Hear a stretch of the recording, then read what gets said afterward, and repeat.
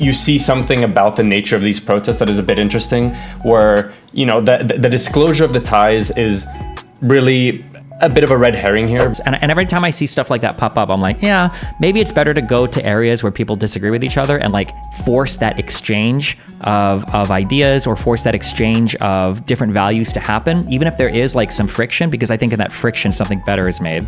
So when I think about schools, I don't know if I want schools to start identifying politically, because I don't want liberals going to one school and conservatives going to another school. I think that's a bad thing. I think that starts to split us even more than we already are. Let's say because we all use SWIFT, we can sanction certain Russian banks. That's good. I think that would be okay. But sanctioning like the fundamental systems that we use to do transactions with each other, to communicate with each other, that would be bad, right? Like imagine we start saying that like Russia is so crazy at this point, we're boycotting like the Russian currency. These are like apocalyptic nuclear tier economic scenarios where it's like, okay, well,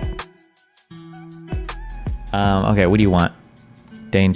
So I'm for some information, I guess. I'm currently studying at the University of Amsterdam in Amsterdam. Believe it or not, that's where the university is located. Okay. And we've had for the past few weeks a bunch of student protests, like anti-Israel, pro-Palestine protests, and they've gotten quite out of hand and have been quite frustrating. So I don't know how much information there is at all about the European side of all these protests and stuff like this.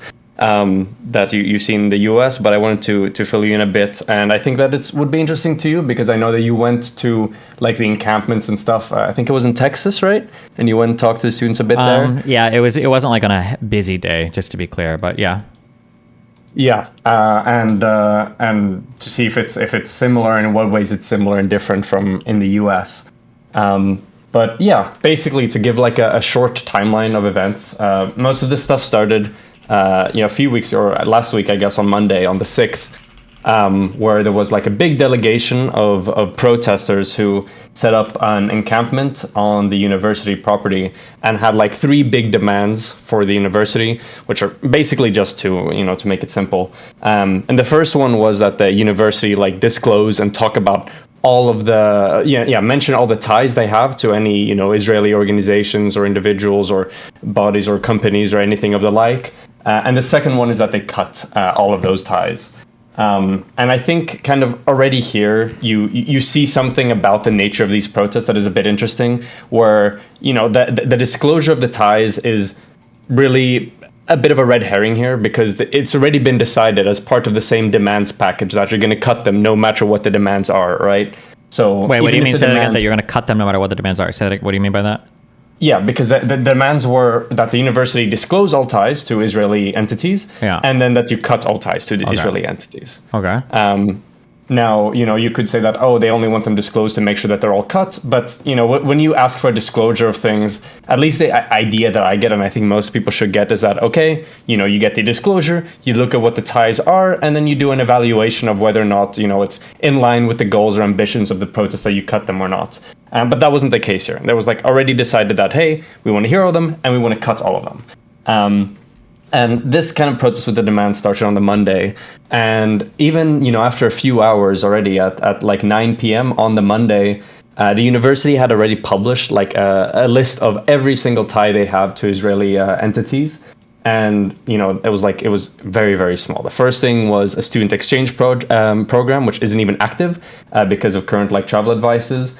And then how much do they consider ties to Israel? Like if the school buys Coca-Cola products or whatever, does that count or? No, they tie specifically like Israeli organizations or institutions like government bodies or companies that are based in Israel. Gotcha. Or Israeli universities. Yeah, and they were all quite completely benign, and some of them are also probably projects that would have been critical of a lot of the engagement and a lot of the things that is happening at the moment from the Israeli government, right? So there were ones about specifically, the state's practice of human rights, things about, compliance. Yeah, okay. Speed up. What about us? It just sounds like these are just protests that are going on. What about it? Exactly. So then, when this all, even though they immediately complied and they reveal all this information already, and the cut ties? encampments essentially continued. No, they just revealed it. They didn't want to do the second one, to cut all these ties. Okay. Because they're all good projects, right? there are projects that work, in tandem with it, but it wasn't enough for the protesters. Basically, the protests kept going and everything like that, and eventually it had to be shut down by the police. They had the mayor's attention and everything, so it's not like everybody was ignoring them, but they were getting a lot of attention. But still, it wasn't enough. On the next days as well, I went there and I talked to some of the protesters, and you see the same thing that you see, from my understanding, a lot of the U.S. things, where there's a shocking lack of information about the actual conflict at hand, but also most of the people there have no idea what the demands are. Right. Sure. This is true of almost all protests, to be clear. As much as I like to shit on these ones because I disagree with them, like, no, protesters very rarely know anything. Like in the United States, you can go around and ask people what Independence Day is celebrating, and a lot of them don't know the fucking answer. Or like what, like, yeah. So, I mean, or like for Occupy Wall Street, people are like, oh, companies shouldn't be people. Like, what does that even mean? No one has any fucking idea what that even means about a corporation being like a recognized, distinct legal entity. Like, no one has any idea. Like, that's pretty normal for all protests, but yeah. Yeah, but I think that the difference is that, this is something that is a lot more on a micro scale, right? This has to do with the demands of your university that you're protesting at. And even despite this, there's still nobody that has any fucking clue. And this continued and it got more out of hand, and eventually you saw like illegal entering of buildings, like huge occupations and barricading of things, being set up, damages for university property and stuff in the millions, stuff stolen and vandalized. There are some fucking crazy videos as well of literally the lobby where people are studying at, and people tearing things apart and throwing things around and all of that. And it's like really, really, really getting out of hand. And the campus has been shut down for like 7 days now. And this has incurred like academic delays, but also a bunch of really important things like, student services, like, student medical services or psychological services, or all of this has also had to be shut down essentially and rescheduled or changed around. And it's just, it is tremendously frustrating that there is just all of this energy and it's not being directed anywhere. And the only outcomes it's having are just directly negative ones. Like, you're right, you want to cut ties that are probably going to be critical of the Israeli government and their actions. I mean, I would say, but again, to compare, like, I would say the BLM protests were like that as well. It's because you have people, it's because the energy is so undirected and nobody understands the issue well enough. You get all this energy, which is good, but the energy is like totally misdirected. It's like contracting like your biceps and your triceps at the same time. Like, you can do it as hard as you want, but nothing moves because nobody has any idea what they're actually pushing for. And then eventually the energy dissipates because nothing's getting done. People get bored. The next issue comes up, and then you just move on from it. And it's like, oh, well, what a waste of time. Yeah. Yeah. And the disappointing thing is that, like, one of the people I spoke to was as a professor and an organizer as well. So they were working for both of those, or they were filling both of those roles, right? So, you would expect them to have a better idea. And when I put forward like my critiques of the thing and everything to them, it was the same thing for them, where they were like, initially there was like a defense of the demands and everything being justified, and then as soon as we push it a little bit and be like, okay, well, is this really the best thing to do? Does this really serve your ends? It immediately falls back into the, well, it's all about just being there and having the energy and showing like our support. And it just becomes this like really vague thing that cannot be recognized or anything like that. Yeah. And it's even from the organizational side, which is very disappointing. Yeah. I don't know. Pretty annoying, pretty not cool. Yeah. I wish that like one of the reasons why it would be nice if universities, I haven't thought about this much. This idea just popped in my head as you were talking about this. So maybe I'll change my mind on this. But I don't think universities should ever put out statements of any sort of political alignment ever. That aren't just things that are like legal. So for instance, I don't think any university should make statements about anything more than about like adherence to the law. Because I think that when universities start making statements about like supporting a particular side, like Rittenhouse or trans people or Israel or Palestine or whatever, you get into a weird world where it hurts their ability to exercise discipline or like law and order, because now it seems like they're partisan because they've taken a side on things.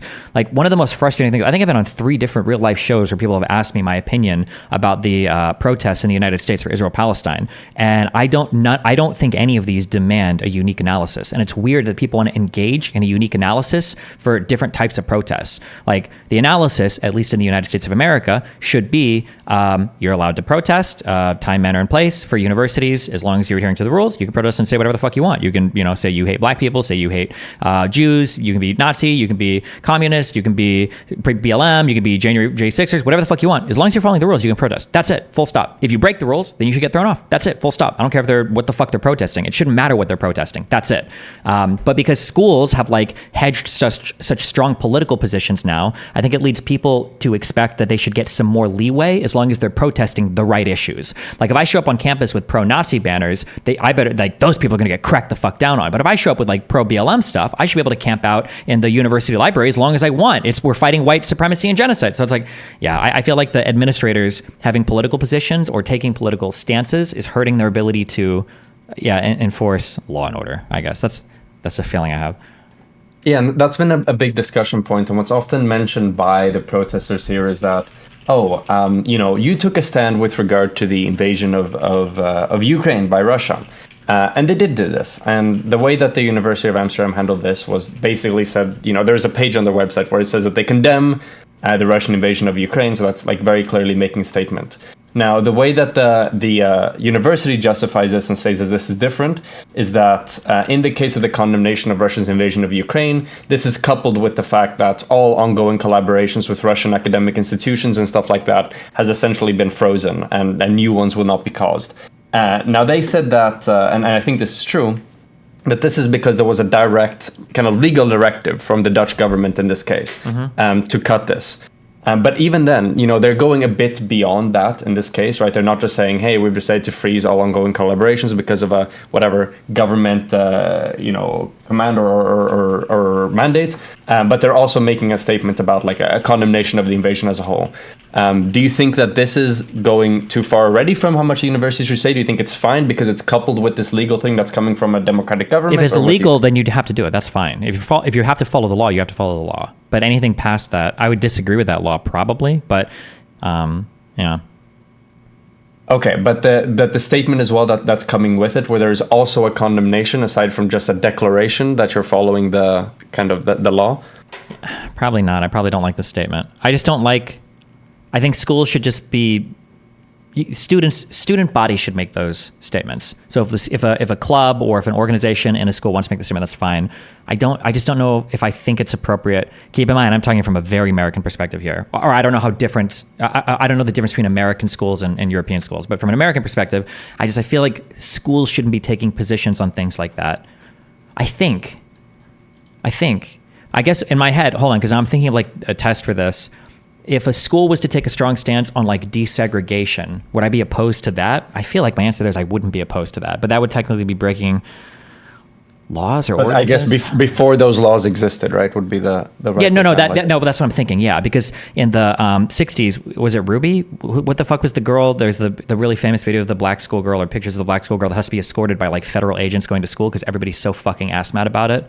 Like, would I want schools to be taking perspectives on that? Would I want them to make their statements known? Well, if they're just talking about laws. I mean, I would imagine that you need to have like some core principles, right, for the university. And my next question to you was going to be like, okay, so at what point with regard to when you enter discussions about, social rights of certain groups of people, right? Or like, DEI stuff, like acceptance of LGBT groups and racial minorities and anti-discrimination, essentially. From my understanding, it feels fine if the universities keep that as a core principle, right? It's like, we support the access and the ability for anybody to be able to engage in an academic environment. Yeah, but I think that's an easy one though, because that's like following the laws in the United States. Like we have protected classes, stuff like that. Like it's okay. I think that reaffirming your commitment to U.S. like law is fine. Like with this a First Amendment right to protest, or we accept like there is no discrimination against black people, LGBT people of different religions. Like, but even without the law, do you not think that it would be appropriate then? I mean, this depends on well, if I say without the law, would it be appropriate then I'm basically saying that I'm just completely reversing my earlier position. Like, do I want? Well, it depends, right? Because it's, it depends on what you think that the role of academic institutions in a society should be, right? If you believe that they should serve as essentially like a forum or a platform for, discussion and engagement and discourse and dialect, whatever, in that case, it feels like this set of values of like inclusion, anti-discrimination or something directly stems from what the role of this institution in society is, right? Yeah, but what if your society has decided that they don't value that? That like, well, in Like that if, let's say case, if it was illegal yeah. for women to attend school, what I want schools saying, we think women should be allowed to attend here. The faculty or the administrators? Well, in that case, it feels like, well, in that case, whoever is arguing for that or in that society, the schools aren't filling the same purpose, I guess, right?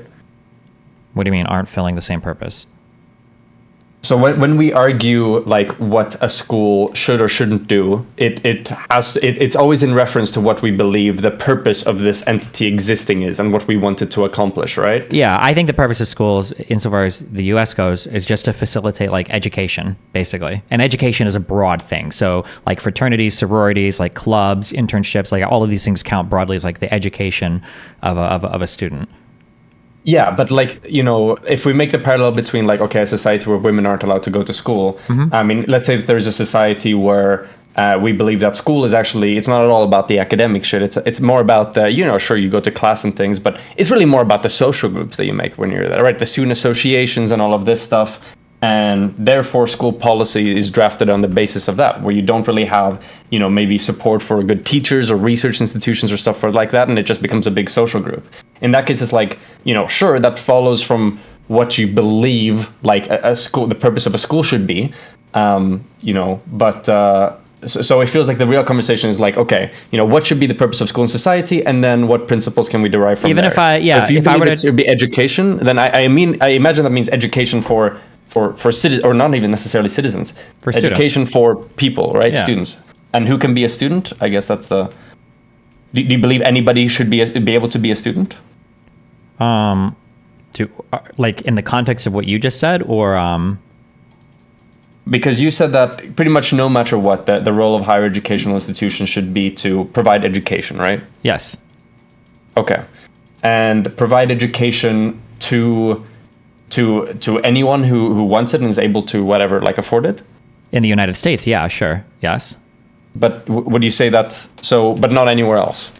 I can't speak for other countries. If some country says like women can't Okay, go to school, so that's not coming for- back to this. Oh yeah, true. Oh yeah, wait, you're the one I had this conversation with. Yeah, I mean personally, I think Yeah. they should, but that's not my call to make, I guess, for another country. Yeah.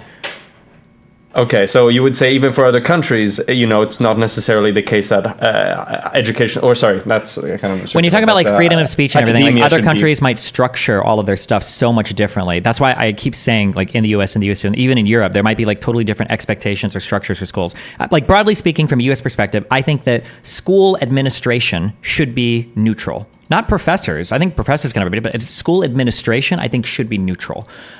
They should just broadly be supportive of whatever is legal in the United States, and they should be broadly supportive of their mission to educate all people that are allowed to go to school. And that's the extent to what their statements and political positions should be. I don't think schools should be taking positions on whether or not January 6th was an insurrection, on whether or not Rittenhouse was right or wrong to shoot somebody, on whether or not the BLM protests were too far, on whether or not Donald Trump should be indicted or is a criminal. Like, I just don't think the administration should have opinions on that. Faculty can, teachers and professors can individually, and students definitely can, and student orgs and student bodies and all that can. But the administration itself should just be like creating like basically an ideological battleground at best. Like that's it. That would be my Okay. Yeah. They shouldn't be throwing their weight in any direction. That would be my. So then, to return it to your previous thing, right? So, you know, before desegregation, purpose of schools is still to provide education. Yeah. But you wouldn't support them taking a stance against segregated schooling then? No, actually, and you know what? No, and I just thought about this. I wouldn't take a stance on it. I think they shouldn't. I think they should continue to remain neutral, because you know what I just realized? If I would say that, well, no, if a school really truly believes in desegregation and the administration believes in that, they should come out and say that. Then I'm also saying, well, if they believe in segregation, they should also come out and say that. And I don't think that's for the schools to decide. I think that's for the people to decide. And I think schools should be reflective of the democratic institutions that they sit underneath. So. Sure, but you wouldn't say that, you know, desegregation is something that is in line with the mandate we have given universities to provide education, and like segregation is not in line. It's counter to that goal of providing education, because you're by definition limiting education to. Well, I mean, at this point it is, yes. But I mean, at the time when we were, what Was Plessy the separate but equal shit? I need to go over these fucking... Yeah, Plessy was the separate but equal doctrine. Like, once we realized that separate but equal wasn't working, like, if it truly was separate but equal, but maybe there'd be a stronger argument for it, but, like, separate but equal very clearly was not working in the United States. There weren't equal opportunities available to black people. So that failed. So U.S. constitutional interpretation was updated to reflect that. Yeah. Okay, so you wouldn't say that desegregation comes as even at the time, would be like a kind of necessary logical extension of the mandate to provide education? No, I don't think so. Okay. So this just... I think the administration should be neutral on matters that aren't just legal matters. That's it. Okay. So how about that includes general anti-discrimination stuff as well? Anti-discrimination. Discrimination against protected classes is illegal in the United States. So I think it's totally fine for a university to say, we just want to, like, reconfirm our commitment to allowing all creeds, races, religions, whatever sexualities to practice and participate in our university. But that's in line with U.S. law. That's not like a political stance that is open to debate. You can debate the laws, but that is what is on the books in the U.S. right now. So, okay. So it all just goes back to the laws for you then. So and because you support those laws generally, you support them in this case. And let's say that there was let's think about it this way then. Let's say that there was a law proposed where universities' administrations are now free to select their political opinions and to publish them and to express them. Mm-hmm. What about would you support that? If legally they were required to express political positions, well then I would, sure, yeah. But do you believe that's a good law? No, I don't. Okay. And similarly, you would agree that obviously that laws for desegregation. Good. Okay, sure. Did you ever wait? How old are you again? 20. 20 what? 20 flat. Jesus Christ. Okay. Did you ever watch me when I played StarCraft? No, he was like 4. Shut up. He would have been like 10 or 11. What? Yeah, no, okay, I've seen whatever. clips. But there was why do you? Yeah. There was an interesting conversation I had. This actually changed my opinion on a lot of stuff. I think this is even before I might have even been into politics. There's a guy called Paul Channeler. I don't know what his last name is, but he's called Red Eye. Have you ever heard of this guy before? Probably not. Paul Channeler, Red Eye. No, Red Eye. Okay, don't worry about it. Okay, he was like an old esports commentator. But in one of the shows that we were doing, and it might have come up in the context of like, oh, should esports be in, like Russia, or should esports be like in Dubai? We weren't really talking about Dubai yet, but this conversation topic came up, and I was of the opinion that it's like, well, if people don't share a certain amount of our values, then we absolutely should not be having. We shouldn't be going and participating in tournaments in these places. Like, we're co-signing. I think it had to do with something in Russia. I don't know if it was the Olympics were going to Russia, or if it was some esports event, but I was like, no, like, these guys are super homophobic in this country. Like, I don't think we should have events here. We shouldn't participate. We shouldn't support it. We shouldn't endorse it. And something that was interesting, a counter argument that he brought up, was that he understood why a person might feel that way, that you don't want to support people that disagree with you. But he said that a really important way to get people to change their minds was this interflow of people of different cultures and values coming together in the same area. That just by virtue of that happening, like, you'll get protests at these places, you'll get more awareness brought to these issues, and sometimes people's minds can change as a result of other people participating. And that idea kind of like stuck out to me a bit. That like, and then I think, God, fuck, I might be creating scenarios, but I'm trying to remember. Like, I think that sometimes for like women's chess events, one of these I think was held in Iran, and I think a woman went and didn't want to wear the headscarf or some bullshit, or something like this. And every time I see stuff like that pop up, I'm like, yeah, maybe it's better to go to areas where people disagree with each other and like force that exchange of ideas, or force that exchange of different values to happen, even if there is like some friction, because I think in that friction something better is made. So when I think about schools, I don't know if I want schools to start identifying politically, because I don't want liberals going to one school and conservatives going to another school. I think that's a bad thing. I think that starts to split us even more than we already are. I think forcing people to be in the same areas as each other like humanizes everybody a bit and creates a tension that settles into some better belief than just like the crazy segregation ideologically on both sides. Okay. I see what you mean there. Mm-hmm. So on the point of competition specifically, are you not So okay, I guess two questions. One specifically more about what you've said.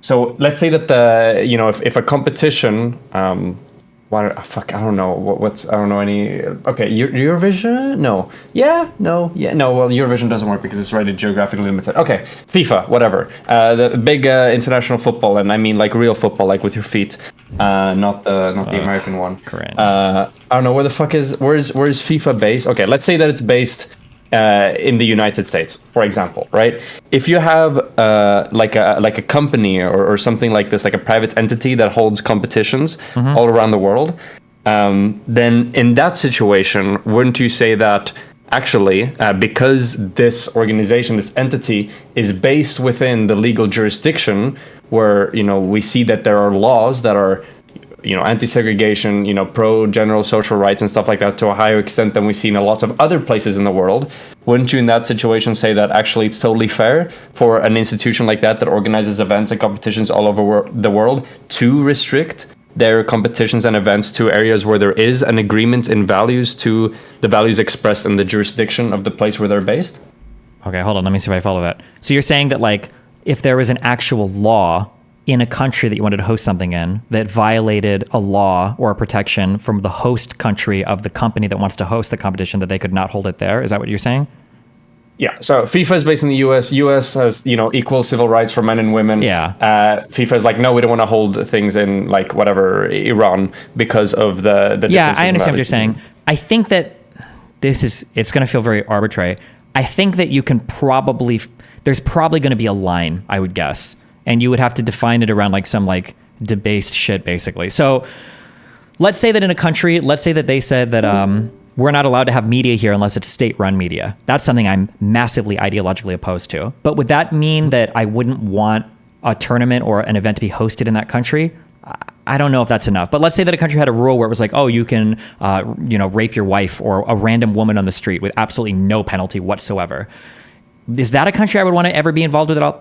There's probably things that are just over the line where I'm like, nah, this is like too much. Where like our values are so misaligned here that I don't think any kind of like, there's some other protesters that need to be activists there before we get involved. But I imagine there'd be some line there. Go ahead. So in that situation, you don't think that there's okay, is this because it's a private entity then, and therefore they don't have the same obligation to act within the values expressed by the laws of the like host nation? Is it because it's a private? Well, no, I don't think it wasn't more about the entity itself. It has more to do with the actual subjects being spoken about. Okay, so there, in that case, it's quite different from the universities, right? Because for the universities, you're like, okay, all that really matters is the directive from and the legal framework of the government. The university is different because we're not really talking about them going to another country and doing something. We're talking about like a different thing. I was more, when I brought up that example of going to another country, I was just more talking about like bringing people together and doing the best that we can to lower division and barriers, and bringing people together and having them exchange ideas with each other is better in general than not. That was like let's say that a university wants to collaborate in an event in one of the other countries. Does that change anything? It would come down to what this collaboration looks like, I think, because there's a lot of stuff. I don't know how it works in Europe, but there's a lot of stuff in the United States. And I notice this when I dig into things, that people will say that like the University of California is doing this thing. And then when you look into it, it's actually like a student group of the University of California that doesn't even have like any official backing from the university itself. It's just like, these are a group of students. They might get funding for making a group, maybe. So there might be a tie there, or maybe not. But people will say it all comes from the university. Like, well, no, this is a student body in the university. It's not really the same thing. So like, let's say it was an official one, right? Like, for example, these research projects with the University of Amsterdam. Oh, fuck. Research gets more complicated because it's technically a separate thing. It just also happens at universities, right? Because I think research and teaching are two kind of different missions that are both under the same umbrella right now for universities for some reason. I'm not sure why. I guess it's probably a good facility to share the missions with.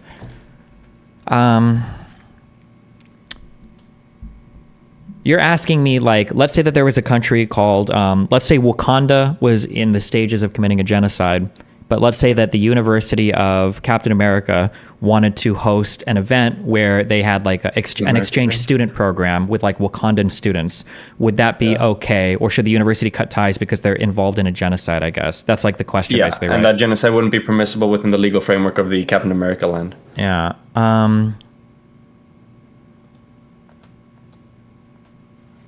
Oof, I don't know. That's a hard one. I'm not sure. I think I would have to sit down and start writing out harder rules for this.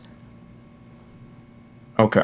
Have you ever heard of, I'm worried that I got introduced to a term that's like rotting my mind a little bit that I'm having to pull back. Okay. Have you heard of like malum and say or use Kogans? Have you heard of these things? No, neither. I'm worried that I'm like using these as shortcuts sometimes to difficult questions. But basically, so for international law or for legal stuff, there's like some stuff that's just like it's so bad that like everybody agrees it's bad. It's not like up for debate. You don't need laws. Wait, I think this is the one you mentioned last time. Oh, it might have been. I think so. Yeah. It's been growing in my mind more and more. Yeah. Okay. And there's like a local legal term for it. Ontologically bad. Yeah, they're just big, and nobody disagrees. Nobody's ever going to defend like murder, right? The indiscriminate killing of a person. Nobody's ever defending this in a society. Maybe individuals will, but they're crazy, and everybody recognizes. Well, I mean, I think there are some people on Twitch that would disagree, but true. Although even they aren't actually advocating for murder. They're saying that I'm doing things that by killing me would be self-defense. If I were to follow their train of thought and steelman their position a bit, because they're incapable of doing it. Yeah. So I'm worried that like, I'm thinking that there are some things that I would say schools definitely, like if a country was literally genociding somebody or literally engaged in like mass rapes or desecration or whatever, then I'd be like, yeah, we probably shouldn't do anything with this country. But then I'm worried that I'm just using these new terms that I've learned to basically wipe away all of the difficult questions.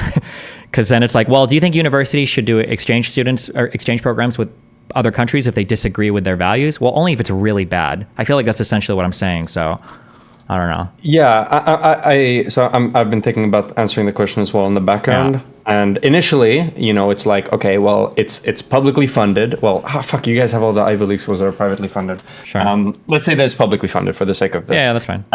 If you have a publicly funded university, then it's coming from, the budget of, that comes from taxation from the citizens, and there's a whole democratic process there, and those processes create expressions of values in the forms of laws. And from that perspective, it should be the mandate within these universities to also operate in perfect accordance with with the laws, because they've been expressed in a democratic fashion through the process of voting, and then they're tax funded and stuff like that. But then you get into, and I think this is kind of what you're getting at, right? Mm-hmm. The issue of like, where do you draw the line here as well, right? Because this is like, oh, well, I'm sorry, my country's jurisdiction, we believe that the income tax rate should be 37 and you guys think it should be 35. So this is a clear difference in values. And therefore, we can't do this collaboration because we've arrived at a difference here. Yeah. So there would need to be some kind of like qualitative division, I guess, of the of what components of the legal mandate or jurisdictional values that is being expressed that determines how it should work. So then, you need to, but then the problem with what you're saying is that what you need to come up with like a list of the biggest bads, or just like what? Because like I'm sure that even for me, I'm sure that I could think of some things where it's like we shouldn't be doing anything with this country. Fuck that. But I'm not sure what that list would look like. I'm not sure. I'm trying to think of like student exchange programs. Like, would I be opposed to a student exchange program with Iran? I don't think I would be. Or with like with North Korea. I don't know if I ever would be opposed to student exchange programs. I mean, like unless like with North Korea, I might, because like sometimes students get abducted and then murdered by the North Korean government. Yeah, so like, but it's like safety of students. Yeah, that's an easy one. That's boring and easy. Yeah. Because we've asked so far the question of, okay, if you have to be in perfect alignment, it kind of breaks down because of this and this reason. So I guess we should ask the other thing to try to establish kind of like what the bound of where the possible correct answer is. Yeah, and we're running into that. You correctly identified that we're running into the same issue last time, where this might be a limit to my current thought for morality or whatever, is that I have a really hard time crossing boundaries or borders, national borders, and thinking of how two people with dissimilar like value systems are supposed to interact with each other. I don't have good answers for that. I'm not sure. It's very difficult. I can't do that through time or through geography. It's difficult for me. But maybe I'll just sit down and think about that more. I'll add that to my long list of shit I need to sit down and hammer out maybe. Okay. Yeah, and as well, this is not something that I thought about. So it's not just me like asking questions and I have all the answers, because I don't.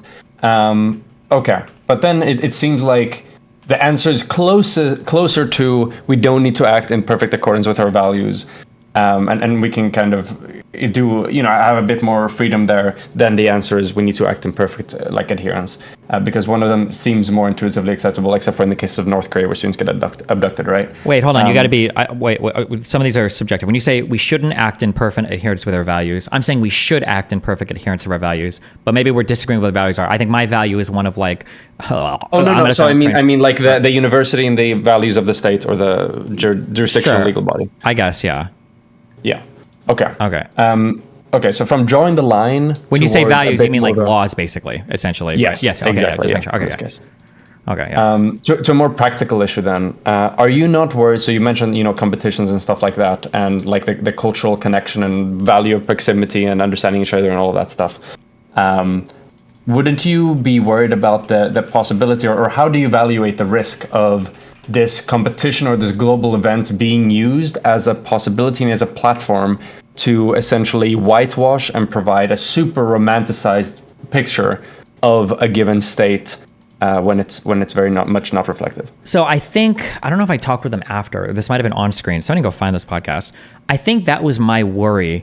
That like, what if by going to these countries, you're essentially supporting what they're doing? And I think Paul's counter to me was, does that actually happen? Or when you go to those countries, is there like even more awareness brought to those particular issues than ever before? And that seemed convincing to me. So for instance, when I think of like, was the FIFA shit in Dubai, or was it a different country? Yeah. When I know Dubai's not a country. When the FIFA stuff was in Dubai, I feel like more people than ever before learned about visa trapping and like worker conditions there. That was the feeling that I got from so many different people talking about it. So if people are saying it was in Qatar. Oh, sorry. Okay, yeah. I thought it was in Dubai. Okay, I don't give a fuck about football either. Okay. Based. Okay. Okay. Sorry, it was in Qatar. It wasn't in the UAE. When people were I'm guessing they have the same issues. Like, I feel like more people than ever learned about workers' rights in these countries, or like bad worker things happening in these places than ever before. Did that end up being a good thing or a bad thing? Do I feel like those places got whitewashed? I don't think so. Was more awareness brought to those issues than otherwise would be? It seems like it, but did anything good come out of that? I'm not sure. I don't know. What do you think? So I do agree with you that there's more attention being put on those issues than ever before. But at the same time, this needs to be weighed against the portion of people that are just going to mindlessly consume, right? Or like travel there. Mm-hmm. And because they're going to have a great time when they're there, because it's going to be, hyper regulated and covered and monitored and everything to make sure that it goes as flawlessly as possible.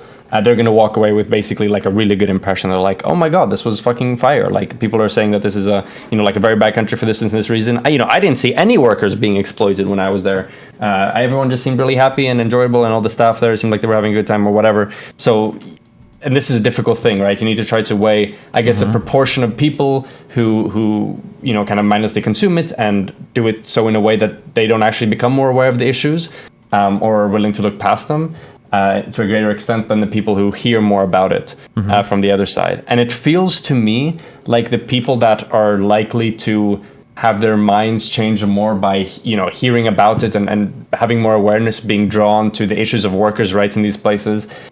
These people are probably, more likely to already not have a great opinion of these practices or of this state or whatever, as opposed to the people that might have really no perception of it before, or maybe even a slightly negative perception of it before, who then get a good perception of it because of their experiences watching the thing or participating or going there or whatever. Sure. Here's a question. Well, let's first figure out if this matters. Do you think that if it changed, if we could say for sure that it did bring more awareness and change, it'd be good. But if it didn't bring more awareness and change, it'd be bad. Do we both agree on those two statements? So we're kind of like a little bit consequential on how we're viewing the outcome here. I would say that. If it draws more attention to problems, and it's bad if it. Okay, so then I think what I'd probably look at then is this would just be like a fact pattern analysis, and what I would do is I would see like, okay, well in the past, like people are bringing up like China and the CCP. I I would just look at events in the past. What if people protested, and then have any changes happened as a result of that? And if it seems like universally the answer is no, nothing really changes ever. These countries just make money and shit off the events.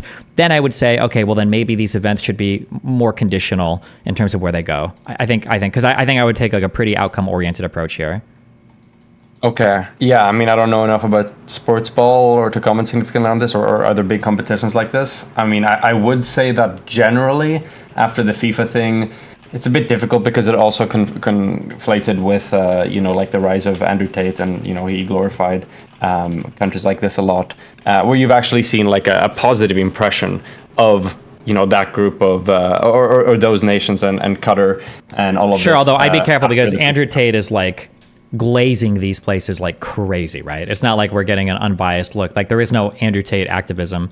Although now maybe a lot of people will have negative opinions of Romania after getting really positive opinions on them because they're prosecuting their darling Andrew Tate. But yeah. Yeah, but then there is, so I think this would be an easier thing to dismiss if it was the case that, these are from different demographics, because then you could be like, oh, well, it's obvious that this new rise or this push or positive opinion of these countries, it comes from Tate and not the football thing. But from my understanding, and this is purely anecdotal, I have no data or anything to support it, but just from my experience and the people I see, sports ball enthusiasts and Tate enthusiasts, there's a decent amount of overlap there. So because it's like the similar group, it's difficult to isolate, okay, how much of this is from Tate and how much of this is from, like the sporting events that happen there. I guess the interesting thing would be, because usually when I'm thinking of an idea, I immediately go to the other end to test it to see if I would feel comfortable with it. What if people started boycotting the US because of our like support for Israel? Or if people started boycotting the US because of our support for Ukraine? Or people started boycotting the US because we use fossil fuel or something? Like what if Greta Thunberg became your Swedish prime minister or whatever and was like, we are not going to trade or do anything with the United States as long as they burn fossil fuels? And it's like, okay, well, fuck. Like, is this a world that's better or worse when people start hardcore enforcing their values onto other, I guess, entities like that? So I think what makes a difference in this case, I mean, is that, well, first of all, we're doing it, so it's based. But second of all, is that the means you have to try to influence behavior is quite different, right? Where there is a capacity, like Sweden and the United States are both, to a large extent, democratic nations. Yeah. They have general alignment of values, part of similar trade blocs and military blocs and all of these different things. There feels like there should be a bunch of other potential like remedies or paths towards affecting change that you can go through, and you will probably have a better effect at trying to accomplish than just cutting ties. So for me, at least intuitively, the biggest thing that jumps out at me isn't, oh, this is bad because this should never happen, and it's more like this is a very impractical and non-strategic way to do this. So you're saying that this type of other pressure should probably be used in places that are less sensitive to their people's whims, that because if they're not democratic, one of the few tools you have to pressure them is external pressure because the people can't pressure as much? Yeah, because like, for example, I don't think you would really have a problem, with Iran blocking like US shit, right? Because well, it's like, I mean, in terms of like their right to do so, yeah, of course, right? Yeah, for sure, yeah. I don't know. Fuck international shit. Just fuck it all, okay? I don't care. I'm just waiting for the one world government. It'll make all this shit way simpler. Okay, yeah. This is at some point I'm coming back and we'll be more precise with the international thing, because to me, like the relativism here, it's quite confusing, and it feels like it makes so many things so difficult, I guess, to talk about. Like you can still arrive at answers, but it feels Well, I mean, it is difficult, right? Like, but I mean, like it is. There's like a real life. It's mapping onto difficulty there too. Like when you engage in trade agreements with other countries, for instance, what's fair, right? If their cost of living is so much lower than yours, and their citizens can be paid so much less, like, is that a fair trade deal? Like, are you supposed to, like, because when we went to do the Trans-Pacific Partnership Agreement in the United States, that was a huge trade deal that died. When we went to do that, we were telling Vietnam, you have to treat your workers way, way, way better. And they were on the verge of a bunch of worker reforms as a result of that U.S. pressure. So, but like, that's only because it benefits us. So the only time we were looking to push for a change in that country was when their workers were going to become competitive with our workers, right? It seems like getting more people into the same system will force you to like make congruent your moral systems or your values or your ethics or whatever. But absent any sort of like collaboration, it's like, well, fuck, I don't know by what right do you enforce your values on anybody else aside from those like very fundamental things that I said might be a cheat code. So yeah, I don't know. Yeah. So I guess, I think a few years ago, I think it was Uganda passed this very, very like draconic anti-gay bill, right? Where it was like death penalty or something like that for people who have gay sex or who are gay or whatever. And I think in response to this, the U.S. I don't remember if they just cut all trade or even issued sanctions against Uganda for this. Uganda, yeah. How would you feel about that? Well, so I'm just about to give you the most unsatisfying answer in the world. I'm pretty sure it's part of the UN Charter that you can't do shit like this, and every country in the world is part of the UN. So, like, yeah, I think you have the right to sanction. Like, you can probably do it. Like, you could probably do a Security Council resolution. Did they for sanctioning Uganda? Because I'm pretty sure the UN Charter guarantees certain fundamental rights. I think like freedom from prosecution for certain things. UN Charter. I mean, if that was true, then it feels like, I mean, there are many places that have very like discriminatory laws and stuff like this against. Yeah, I'm aware. Yeah. Fuck. And we don't see all of this being resolved through the UN. Otherwise, we would be in the global homo paradise. But on the 17th of June 2011, South Africa led a resolution to the UNHRC requesting that the United Nations High Commissioner for Human Rights draft a report documenting discriminatory laws and practices and acts of violence against individuals based on their sexual orientation and gender identity to follow up and implementation of the Vienna Declaration of Program of Action. The resolution passed 23 votes in favor to 19 against with 3 abstentions. It was the first such resolution. Okay, so this is a General Assembly thing, I'm thinking. No, but that's not enough votes for General Assembly, right? Or maybe not many people voted? That's too many for the... How big is the Security Council? UN Security Council size. I don't know. Okay, it's 15 members. 23 in favor, 19 against, 3 abstentions. Does abstention mean they said they weren't going to pick a side, or does it mean they just didn't vote? I don't know. I'm not sure. Could you sanction people for violations of some types of human rights? I mean, I imagine you could. I don't know. I don't have good answers for any of this. Everything I'm doing, I'm at sea, as one would say. I'm philosophically or epistemically at sea, following the currents. I don't have strong answers for any of this, yeah. Okay.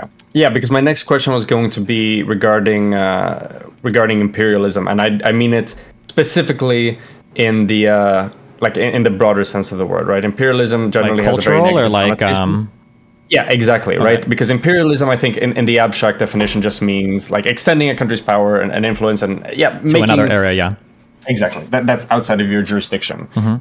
So are you just like then from your current hyper like relativistic view of international relations, just like the ultimate anti-imperialist? Well, there are definitely like that trade agreement thing I brought up earlier would have been an example of soft power imperialism, right? Hey, if you want to trade with us, you need to change how you treat your workers. I think that's like an example of imperialism. Or IMF loans, like, hey, we'll guarantee or loan money to you, but you have to make sure that this happens. That famous Biden quote that people get so mad about when we were speaking to Ukraine and we were like, listen, you want these $1 billion in loan guarantees? Well, Shokin has to go. This prosecutor is corrupt as fuck. If you don't get rid of him, you're not getting any money. Like, these are forms of imperialism that I think I'm okay with. I feel like I'm making a very, very, very broad statement now. I feel like I'm more in favor of imperialism when the imperialism is a form of kind of like trade rather than when it's a form of like imposition. So, for instance, if I go to a country and I say, listen up, guys, you're going to change all your shit because if not, fuck you, right? We're going to blow you up or something, right? That's like a hard form of imperialism where it's like you either have to do or die. I think I'm more in favor of like, okay, listen, you guys, you want a thriving economy. We're willing to, do foreign direct investment. We'll okay, $10 billion of FDI if you guys make it so that women are allowed to work. That's a form of imperialism that I think I'm okay with, that sort of pressure, because there's like a trade there, I guess, and a little bit of autonomy on the other side to choose or reject. Does that make sense? So it's... Okay, so from my understanding, it's like I'm okay with imperialism if it's, cutting or restricting access to or not giving things that are an upgrade from the status quo. I guess, yeah. Okay, so then my next question is that your position, that it's an upgrade for the status quo, or is it its ability to engage with you as a state in a positive manner at all, right? So the difference here is like, if you don't do this, you won't be in this favorable trade agreement or you won't get this international aid. And then engagement at all would be like, if you don't do this, then we're like, completely sanctioning and tariffing all of your shit. Like, you cannot trade or like interact with our markets at all. The question I'm thinking of right now when you ask that is, does any country necessarily have a right to another country's domestic market? Yeah, exactly. I'm trying to think. The answer intuitively is no, but I'm trying to think if that makes sense or not.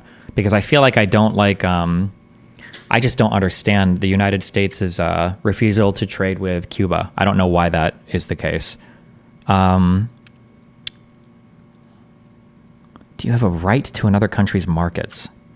I feel like no, but if that country gives access to their markets to everybody else besides one country, I feel like you don't have a right to another country's markets. I think you can exert some pressure there. If you want to trade with us, there are minimum standards you have to meet. I think you can exercise power that way. I think that's fine. Okay. So then the line has been made a bit stricter. Let's see if it gets even more strict. Let's say embargoes, right? So a country's like, hey, not only can you not trade with us, but if anybody else trades with them, we're also going to tariff your shit. I think in general, I'm against, what's the name for like party of parties? I think as a general rule, I'm against stuff like that because I think that stuff blows up like crazy, like everywhere. So for instance, if somebody says, I don't agree with Coca-Cola, so I'm boycotting Coca-Cola, I think a boycott for Coca-Cola is fine. But when somebody says, I want to go to I want to say second order, but that's not what I'm looking for. But if somebody's like, not only am I boycotting Coca-Cola, I'm going to boycott every single company that Coca-Cola does business with, I think that's not okay. I think that when you jump a second thing, I think that things start to get very absurd very quickly. So I think in general, I'm not, because now you're not just exerting your influence over that country and giving them an option to trade or not trade. Now you're exerting your influence over that country in a much, much, much bigger way. And you're doing it through other countries as well. I feel like that's probably not okay, I think. Okay. This is like the difference between my blacklist and my ultra blacklist. But I guess my ultra blacklist is me not doing... No, I don't think that's a contradiction. Okay, sorry, go ahead. Okay. So I see the line's been made a bit more strict, but now it sounds like there's been a bit of a change from principle to practical, right? Because your principle, the one was, do you have a right to another country's markets? No, therefore a country can do whatever it wants. But doesn't that same principle also apply in the case of embargoes, right? Like, all the other countries or all the other states or entities that trade with the entity that you don't like, so you want to punish the ones that trade with them because they're doing that action. I mean, they don't have the right to your markets either. That's true, but the question isn't more so who has a right to your market here. The question is, what's a good reason to cut somebody off from your market, right? I think we agree with the idea that nobody's a right to your markets, but then we have to ask a further question of what's a good reason to cut somebody off from your market, right? So if I were to say, like, I'm not going to trade with a country that has any black people. If your population of black people is over 10, I'm not trading with you. And then you were to ask me, do you think a country should be allowed to do that? Then I would say, well, yeah, you're allowed to do that, and that nobody has guaranteed access to your market, but I don't think that that's a good reason to cut somebody off from your market. So like, if you wanted to boycott a country or embargo a country, would it be embargo or tariff or whatever, or make it so you don't trade with a country, that's fine. But I don't think not trading with other people because they're trading with a country you don't want to trade with, I don't think that's okay. Does that make sense? So it's not saying that they have a right to your market no matter what they do. It's just that particular reason I don't think is a good reason to cut somebody off, I think. Oh, okay. So do you believe that there is a reason that there can be a good enough reason for you to target people who are trading with an entity you don't like? Can there be a reason? I mean, I'm sure we could think of one, yeah. Should it be the case, though? Okay, worst case, whatever. Huge genocide, like completely one-sided, whatever. Say that completely one-sided. Say that last part again? Yeah, like, okay, big genocide. All international institutions recognize that this is a genocide. This is trash. Like, there's no, like, both sides or complicated perspective. You just have one state that's doing, like, incredibly fucky things. And then you're like, whoa, that's crazy. We're not going to trade with you. And we're also not going to trade with anyone who trades with you. I feel like I'm generally against that stuff. But, yeah. Okay. So, I feel like the complicated part about this is I feel like the world kind of does this, but I don't have a huge issue with it, or we don't have a huge issue with it, because generally speaking, the U.S. hegemon, like all of our values in the West kind of roughly align, so we're all kind of okay with it. I could just see this going so much differently if China gains more power in the future. And then they were to exercise some of this, and you start running into serious value disagreements between nations in like an actual multipolar influenced world. Where I feel like that type of stuff can get really destructive really fast. But the one like, there's like an abstract macro value that I'm like, or an abstract macro idea that I'm tracking in the background of these conversations, where I'm trying to think of like what puts us on a path towards total separation. That's like a thing that I'm thinking of, and that's the thing that's scary. Are you familiar with like the sanctioning of Russia in 2022 at the start of Russia-Ukraine war? Yeah, quite so, yeah. So like one of the really scary things was when the United States and the West started thinking about SWIFT and removing Russia from SWIFT. And are you familiar with SWIFT, international banking transactions? Yeah, international banking, yeah. Yeah, so the scary thing is that like, okay, well, let's say that we actually do cut Russia off completely from SWIFT. And I think they cut like some of it off, but not the oil companies or something. I don't have to go check. It was like a partial exclusion. Like as soon as even the intention was made there about being cut off from SWIFT, now every other country in the world, I think, is starting to look at like other potential means of doing banking, because it's like, well, hold on. If these international standards and tools are now going to be, these economic tools are going to be weaponized against us, or these are going to be political tools, well, we're not going to participate in this anymore, right? And the scariest world you could be in is one where, like, let's say we get to a world where Russia is completely cut off from the West. They're banned from SWIFT, no more energy exports, no more imports from the EU, the United States is completely cut off. Well, now... You might say parallel structure building. Yeah. Yes, because now without those parallel structures, what leverage do you have over them now besides weapons? You have nothing, right? You can't sanction Russia if they're full embargoed, right? Or if you're not trading with them or in any way, shape, or form, you have nothing against no leverage, nothing with all your power. Like Putin is literally the Joker, like laughing as the United States is pummeling him. It's like, I'm already removed from all your shit. That's a really bad world. That's like in my mind, that's like a World War III nuclear catastrophe scenario, is where all the leverage from both sides is gone, such that the only thing you have left is war. I think that's bad. Okay, so one question on this.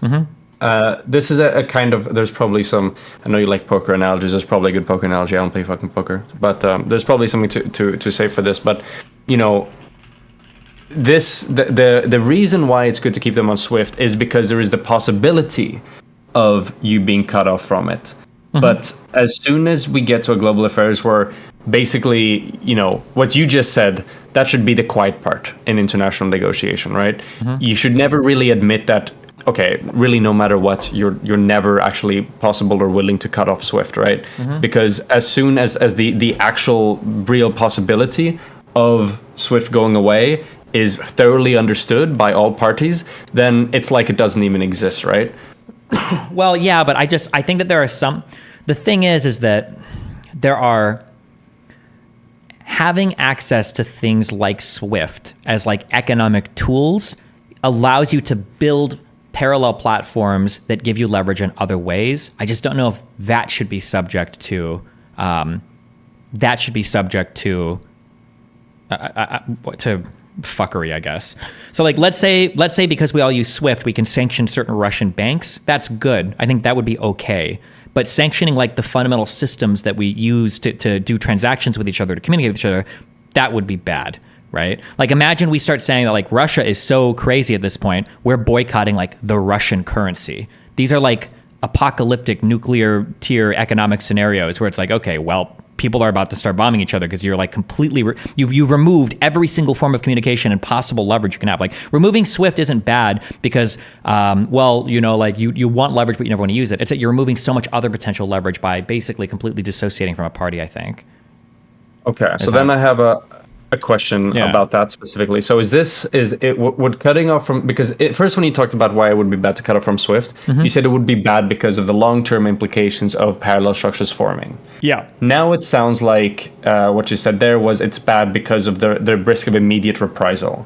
So then the question is... It's both. These are they sit on top of each other. The immediate reprisal or parallel structures aren't. It's not like one or the other. It's that parallel structures are a thing that you create in a goal or an attempt to never get to that immediate reprisal. That like when you're building together, when you have shared economies, when you have a lot of interflow of different things happening, that the chances for war are decreasing because there's more incentive to be friendly than to not be friendly. But as those incentives start to get removed by boycotting, sanctioning, divesting, embargoing, whatever, that as those become removed, your steps towards war increase. You get closer to it because it becomes one of the only ways to communicate, basically, yeah. Okay. Okay, I see. So yeah, I was gonna ask because if the main concern was like the long term implication and the whatever parallel structures, then I was like, fuck, did you ever play any Pokemon games? The first 6, I think. Okay. Up to You know, like silver and gold and crystal, yeah. Okay, because like yeah, when you play Pokemon games, you get your one Master Ball, right? Like this is the thing, you throw it, doesn't matter fucking what it is, it's gonna get caught. So the question was gonna be, do you see Swift as something like this, where okay, if there's something really, really, really bad at some point, then like fuck it, we will use this one resource of like getting them gone from Swift because it's like really fucked. And it's still fine to do it as long as the situation is right and really demands for it. But now it sounds like you're saying that no. Yeah, I mean, just like you can find, there are situations where we would use nuclear weapons, right? Yeah. Yeah. Okay. So probably. But like, here's like a stronger question would be like, would there ever be like, here's a question: would there ever be a time where we would remove a country from the United Nations? Probably not. No. Yeah. Or would there ever be a time where we change any of the permanent Security Council members? Because I think the security is stronger there. Yes. You would? Okay. Because I think the Security Council thing is, I think that their worldwide diplomatic political theory there maps on pretty closely to where I'm at, where people look at the Security Council and they're like, why the fuck are these countries on the Security Council? Like, nothing's going to get done. And it's like, well, that's the point. If any of these major powers are disagreeing on things, it probably shouldn't be done, even if that leads to a lot of stagnation for things happening in the United Nations. Oh, people are saying Taiwan was removed. Okay. But then the reason why I thought it was different is that I think if basically the polls, the global polls of geopolitics change, and you'd no longer have these five that are the big dogs, and there is like another power that doesn't have permanent Security Council status but becomes a very significant actor, and then you have like another member that is a permanent member that really are like a fucking humegalol at this point. Then at that point, wouldn't you say that you would merit a reshuffling of the roles there, or would you say that no? Hold on, wait, I'm so sorry. I need to look this up real quick. Hold on. Wait, was the People's Republic of China and the, what is the name of China right now? Fuck me. Hold on. No, okay. The Republic of China and the People's Republic of China were the two different countries.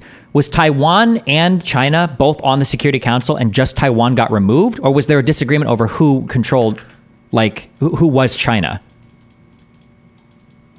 They swapped which China was on the Security Council. Where's RTB at? Fuck. I would 30-day ban every fucking retard that just corrected me on that then. Fucking retards. Okay, sorry. I'm too lazy to scroll up. You're lucky. Sorry, go ahead. What were you saying? My bad. Repeat what you just said. Yeah, so at the moment you have the five permanent states: China, France, Russia, United Kingdom, United States. Mm-hmm. You already see, of course, France, United Kingdom, they aren't the powers that they once were. Yeah. And it's almost certain that in the future, if not even already now, that states like, for example, India might become more significant geopolitical actors. Sure, but people aren't being added or removed from the Security Council based on their ideological or value alignment. They're being added there based on the ability to keep the peace, essentially. Yeah, and that you would be in favor of. Yeah, on those ideas, yeah. But I think that's how the Security Council permanent members are basically established. Okay. Yeah. Okay. So going back from the... But like right now, like Russia has invaded a sovereign state and is... I haven't dug into it much, so I say this very lightly, but it seems like there are credible accusations that they're violating their obligations under the Genocide Convention if they have indeed taken 500,000 children. I don't know if that's true or not. I hear Ukrainians say that, but like if that's the case, so like even though all of that is happening with Russia, they're still a member of the Security Council, right? A permanent member of the Security Council. Because, I mean, you have like an active International Criminal Court warrant for the head of state in Russia. Is that still true for Putin? Yeah, I think the warrant is still active. I'm almost certain. ICC judge issues arrest warrants against Vladimir Vladimirovich Putin. Wait, how do you say his middle name? Oh, fuck, I don't know. I'm not Russian. Vladimirovic, Putin, and okay. All right, there is still arrest warrants. ICC, to be fair, is separate from the ICJ and the UN, but it's but they work within similar like. Sure, yeah. Okay. Law. Yeah. Okay. What else? Yeah. Yeah, so going back a bit then, remember when I asked you about the, okay, just sanctions, embargoes, whatever, all of this stuff. And you said that, okay, I'm double checking that I'm using the word embargo correctly. I think I haven't, but I'm going to double check. An official ban on trade or commercial activity with a particular country, forbidding foreign ships to enter. Not really. Okay, let's just say, like, whatever, extended sanctions. When you sanction states that trade with an entity you don't like. You said that you're basically categorically against extended sanctions, where you punish states for trading with the entity that you don't like. So the main reason why you think it's okay to bar trade from just as I'll add a small qualifier there. I might be in favor of sanctions that are restricted to certain products. So like, let's say that there's a country that we think is engaged in a genocide and they're doing it by force feeding Oreos to a population. Then I might say that like, okay, well, we're sanctioning and we're totally not trading with this country. We're also not going to trade with any country that sells this country Oreos. I might be like, okay with that type of sanction, like a targeted one on a particular good or service. But yeah. Okay. Just as because the thing I wanted to specify here is what type of act you think can be punished with a sanction, either because you're doing the bad or because you're trading with somebody that's doing the bad. And it sounds like from what you're saying, the mere act of general trade towards a country, no matter what that country is doing, should never be grounds for you to get sanctioned. By another country, yeah, I don't think so. Yeah. Okay. So then I think I have a. Okay. So then that seems to be your limiting principle. It is, right. Like, if you're just engaging in general trade, you should never be punished for it. It feels like it spirals so hard. Yeah. Okay. So now now that we've kind of figured out where your line is, going from the kind of like abstract theoretical to a more practical thing. After all the sanctions and everything that was put against Russia, we saw like fucking huge increases in trade volumes between, for example, the European Union and states neighboring, Russia. And it doesn't take a rocket scientist to figure out that essentially what was happening was that the sanctions were just being circumnavigated through those countries, right? Those states on the borders of Russia were buying things from Russia and then selling them from the West. So essentially, Russia was still indirectly getting access to European markets and to the capital there. Sure, it's probably reduced because there's a middleman that's taking a share of the profits going in there. But nevertheless, they're still getting access to the markets of the EU, thus like undermining the purpose of the sanctions. I guess it's just, but if you start sanctioning countries involved in trade, like let's say that you take a country, Poverty-Stan, okay? And let's say Poverty-Stan is bordering Russia and you sanction the fuck out of Russia, but let's say Poverty-Stan like imports 50% of their goods and energy from Russia. And let's say that you sanction Russia and then you tell Poverty-Stan, well, we're also going to sanction you if you continue to get money from Russia or you continue to send money to Russia by importing shit. Now now their population is fucked. It's like, okay, well, fuck, like I'll stop importing from Russia, but if I buy this from the EU or any other country, it's going to cost me like 30% more. My population can't afford this. So now you're actually like fucking me as well. That's true, but let's say now it's a situation where you see like a dramatic increase in trade volumes because now there is like a pathway for the flow of resources that circumnavigates the sanctions. So let's say that like Poverty-Stan, they were doing just like whatever 100% of imports and exports between them and the EU and them and Russia, and then after the sanctions, suddenly that jumped up to 5,000%. Sure. In that case, would you think it would be fine to sanction Poverty-Stan? In an economic sense, the argument you're making is that in an economic sense, a sanction on an enemy is not hurting them that much, but what it's really doing is it's just causing a wealth transfer between parties that have sanctioned them and then parties that haven't sanctioned them and then the people trading in between. There's essentially a bunch of arbitrage going on now where the middleman countries are making money. The countries sanctioning one country unless you also do these extended sanctions as well. Yeah, I understand. Fuck, I don't know. I don't have a strong opinion on it. I probably have to read a paper on this and see what the big econ/political. It also you have to be careful because you need like political people arguing it because economists are always going to hate things for different reasons than politicians or national security people were. But yeah, I don't know. I'm not sure. Okay. From my understanding, and I mean, I know this is true. I know that there was huge spikes in trade volume, and because of that, the effectiveness of the sanctions was highly mitigated because you could just trade like indirectly through other actors. So there it's like, if you don't also engage in extended sanctions, at least to some extent, you lose a lot of the weight that comes behind sanctions as a whole. Sure, which is why, like tariffs don't work for that reason and other reasons as well. But again, those are economists that don't like. Yeah, I don't know. I'd have to look into it more. Yeah. Okay, I see. Yeah, I guess. So, what would be your main challenge for my position then? So, if we take like the Uganda like anti-gay bill or stuff like this, if a country's doing some pretty because in the Uganda case you were like, okay, it's actually all right to sanction them, right? Only if they're violating some international, like some part of the UN Charter, basically. But that's an let's easy, say the UN didn't answer. exist. Yeah. Because for me that would be obvious. Like, yes, absolutely, it's okay. I guess the world that I'm trying to prevent, the world that I'm afraid of, is the one where there are basically like 7 or 8 different bodies or blocks that trade with each other because of the value alignment they have. Because like the Middle East people all stop trading with other countries because they've got particular views on non-Islamic religions. The Western world stops trading with certain people because of ideological disagreement on like sexual orientation and protections for that. Maybe Eastern countries stop trading because people aren't Buddhist enough or some bullshit. Maybe Indian people stop trading because they don't like the spices. But like basically you're just like carving out these blocks in the world where everybody's basically starting to sanction and cut everybody off from everything. Like, I feel like you need a strong limiting principle on the types of things that you sanction or the types of things you refuse to trade for. It has to be really, really, really strong. I think if there was a consistent like set of rules, I'd go back to that Malum and Say or the Use Kogan stuff. If there's like a particular set of things where it's like, these are what you can sanction on, that we can, everybody around the world should be able to agree that if we have differences in alignment here, we should be able to not trade with you.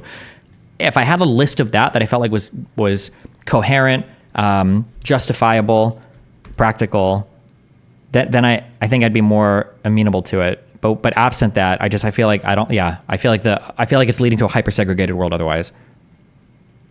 Okay. Do you think that there is okay, so you can kind of circumnavigate this by essentially being a bit more lax on import and export restrictions if the country has significant geopolitical influence, right? Because then there is actually a real chance that they develop a parallel network. If it is a smaller state, like for example, like Uganda, does that change it at all, or is it still probably not? I don't know. No, this would have to apply evenly to all countries. Otherwise, you quickly devolve into a might makes right thing where, well, if you're a big country, you can do whatever the fuck they want. Yeah. Okay. So recent tariffs and stuff like that on China from the US, do you think that's base or cringe? In general, I don't like it very much, but I don't even know what the fuck the reason we're tariffing people is right now. Like the Trump tariffs were fucking retarded because I think he was just trying to foster domestic growth, but I think you have to do that with subsidies. Did the opposite as well. It was like, yeah, because when you tariff one country, people just buy things from other countries. We've seen this a million times, and when politicians try to wield tariffs for economic reasons, it's almost never good. So like things like the CHIPS Act, I think are a better way to do that. Biden tariffed China for electronic vehicles. I don't know why that was, but if it was just to make Chinese electronic vehicles less competitive, it just seems dumb because at some point, like Europe is going to catch up or whatever too. I saw somebody in chat type that they did it because China EV markets were stealing technology from Tesla and then repackaging it and selling it. That might be maybe a legitimate reason to tariff somebody, when I look at tariffs, I think of tariffs almost exclusively as a political tool rather than an economic one. If you're using tariffs as an economic tool, you're probably making big mistakes, I think. Okay. How much you know specifically about tariffs on semiconductors? Nothing at all. Okay, then I guess I've already been going for a long time, so maybe for another time. Okay, the final thing is this was like a proposal or something I thought about a few years ago that I would wonder, because it seems to be generally sort of in alignment with what you're talking about, where it sort of bridges this will you have for some form of an international government and simultaneously respects the right for self-determination to some extent. And the idea would essentially go something like this, right? You would have initially like a coalition of actors that are generally aligned on values. You would have the European Union, United States, for example, as the two major actors leading this. Both of these states obviously command huge consumer markets to the point where it's in the interest of essentially every other state on the planet to be able to access those markets and sell their goods there so that their economies could flourish. Now, if those big actors then, EU and the US, were to come together and essentially create an institution where you have the passing of resolutions that are essentially laws, and that if you're part of this organization's institution, there are low restrictions on trade between them, and the countries can trade as they wish. But if you're outside of this institution, then trade with you is heavily restricted. And then the analysis is that, okay, given the huge amount of global market share that the US and the EU commands, other countries will be kind of economically coerced with the prospects of potentially having harder access to those markets to enter into this institution, and also to get the benefits that arise from being in there, such as, for example, subsidies for projects that help states reach the goals that are passed. So one of the things that you could try to hopefully push through this is some form of climate regulation that works on the basis of that it's not just a voluntary thing, but because you either are in the institution and you do it, and therefore everybody's doing it, and there's no comparative disadvantage or advantage there, or you're out of it, and then you're economically disadvantaged because you're not abiding by the regulations, and therefore you're not going to be part of Just this as trade a real bloc. quick thing to shortcut this, because I don't know if this matters as much. If you're talking about creating a trading bloc and then comparing that to other things, we can just reduce it to that's just the same thing as having a country and looking at other things, right? Like, I don't think you're changing anything meaningfully. Unless it's a trading thing or a worldwide thing, you're just like creating what is basically a larger country, and all the same values would apply to that, right? But it's not just like a country with generalized. It's specifically for generally. So I guess this stems with our analysis of why some global problems exist.